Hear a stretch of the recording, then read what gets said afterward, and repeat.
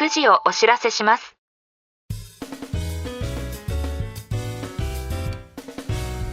This program is Whiskey Radio, Drama FM. 時刻は午後9時を回りました。金曜日の夜のウイスキーラジオ、ドラマ FM の時間です。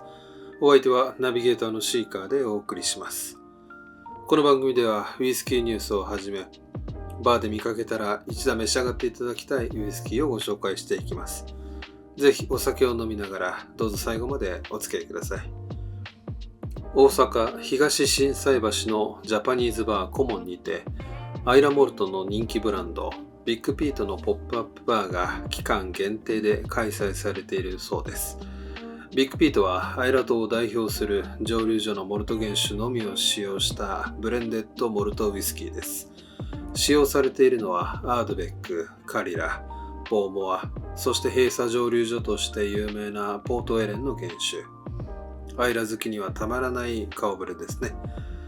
近年の日本ではハイボール人気とともにスモーキーなウイスキーへの注目も高まっています。一昔前はせいろがんみたい、煙っぽくて苦手と言われることも多かったアイラモルトですが、今ではその個性こそが魅力として受け入れられています。ビッグピートはそんなアイラモルトの魅力を比較的わかりやすく楽しめる一本として、初心者から愛好家まで幅広い支持を集めています。もし大阪へ行く機会があれば、アイラの煙を体感してみるのも面白いかもしれませんね。それでは海外ニュースをお届けしたいと思います。アメリカ・ケンタッキー州のバーズタウンバーボンカンパニー蒸留所が2026年5月29日、非常にユニークな限定商品を発売しました。その名もマルスシングルモルトジャパニーズブレンドです。今回のボトルは日本のマルスウイスキーとの共同開発によって生まれました。そして最大の特徴がウイスキー熟成中に生じる天使の分け前を活用した点です。天使の分け前とは樽熟成中に蒸発して失われるウイスキーのことですね。バーボンの場合、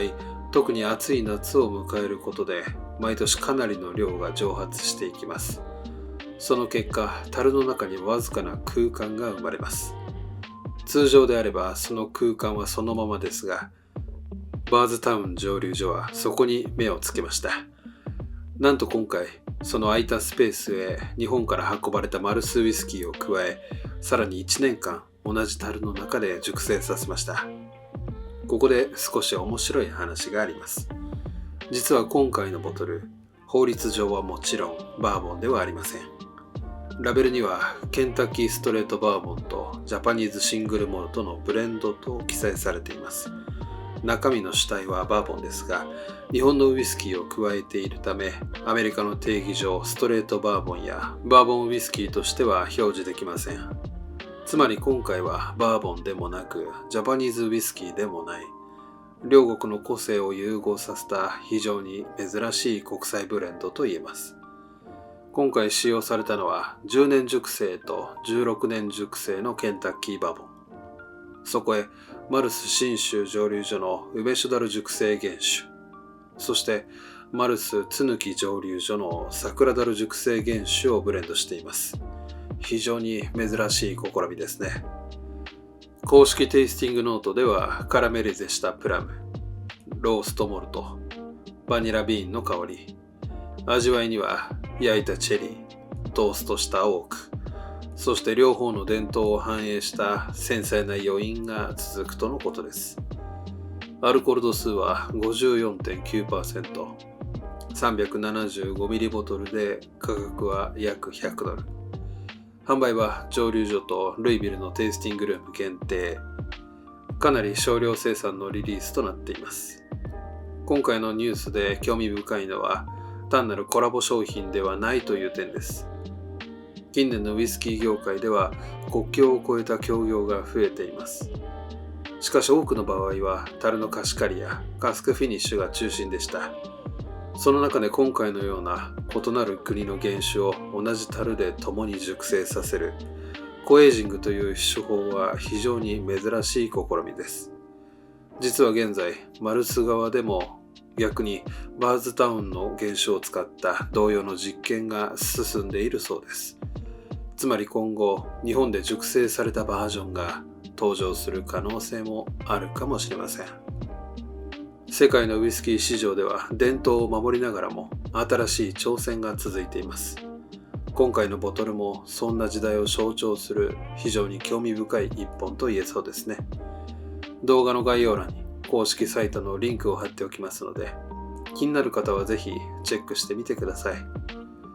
ドラム FM では皆さんからのお便りを募集しています。いただいた内容は番組内でご紹介させていただきますので、おすすめのウイスキーや素敵なバーのご紹介などをコメント欄にお寄せください。感想や質問も大丈夫です。たくさんのお便りをお待ちしています。それでは今日のゲストなんですけども、この番組ではゲストと称しまして、私が購入したウイスキーを皆さんにご紹介したいと思います。本日はアードナムルッカン蒸留所からヘリテージバーレーです。西ハイランド地方のアードナムルッカンはサンアート湖畔にあるグレンベックに位置し、すべて地元で採れたものを使用して製造することを誇っています。2014年の公式オープンには皇室の妃殿下も参加され、同年に最初のスピリッツを蒸留しました。オーナーは独立系ボトラーズのアデルフィー社で、唯一無二の個性、妥協なき上質の味わい、サステナビリティへのこだわりという3つの原則のもと、業界屈指の蒸留所へ駆け上がりました。ピーテッドとアンピーテッドモルトを主にバーボンダルとシェリーダルで熟成させ、正統派のモルト作りを進めています。今まで定番品のノンエイジから始まり、シェリーダルやカスクストレングス、マデーラカスクなどその商品群を広げてきました。つい先日は10年熟成表記の定番品を発売したばかりです。最新のスモールバッチ限定品がこのヘリテージバーレーリリースで、希少で高価なゴールデンプロミス種麦芽のみを使用しています。その品質の特徴とアードナムルッカンの良さを最大限に引き出すため、あえてノンピート、バーボンダル熟成 100%、蒸留は2018年でカスクストレングスの 59.2%、もちろんアンチェルフィルターナチュラルカラーで骨太なアードナムルッカンに仕上がっています。どんな味がするんでしょうか。ではストレートでいただいてみたいと思います。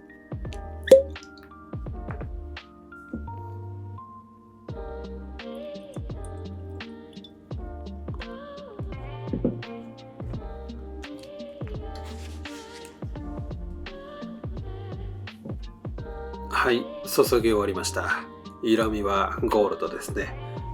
早速香りからいただいてみたいと思います。トップノートは干し草や麦の香ばしい香り。ミドルノートはリンゴやココナッツ。ラストノートはミネラルの風味にほのかなバニラを感じます。では味わってみたいと思います。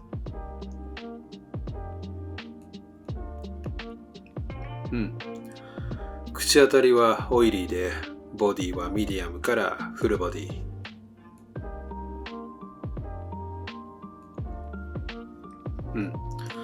リッチなバニラに蜂蜜。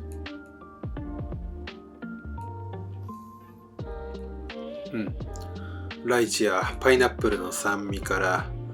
レモンオイルやナッツオイルの風味。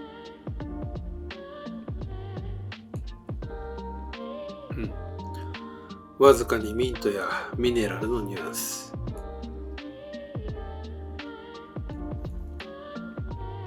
フィニッシュはペッパーのキック。